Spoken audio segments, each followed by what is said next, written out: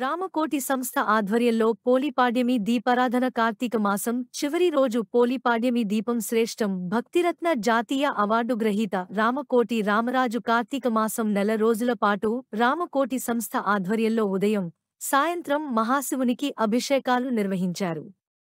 అనంతరం చివరి రోజైన పోలిపాడ్యమి సందర్భంగా ప్రవహించే నదీ తీరన గంగలో అరటి డోప్పలో దీపాలు వెలిగించి నదిలో వదిలిపెట్టడం శ్రేష్టమని సంస్థ అధ్యక్షులు భక్తిరత్న జాతీయ అవార్డు గ్రహీత రామకోటి రామరాజు సోమవారం పాండవుల చెరువులో వదిలిపెట్టారు. ఈ సందర్భంగా మాట్లాడుతూ కోటి పుణ్యాల ఫలితమే ఈ కార్తీక మాసం అన్నారు. శివునికి శ్రేష్టమైన ఈ మాసం అంతా కూడా అన్ని దేవాలయాలకు భక్తులు కార్తీక దీపారాధన చేసి భగవంతుణ్ణి వేడుకున్నరన్నారు. నదీ తీరన ఈరోజు దీపం సమర్పించడం శ్రేష్టం అన్నాడు.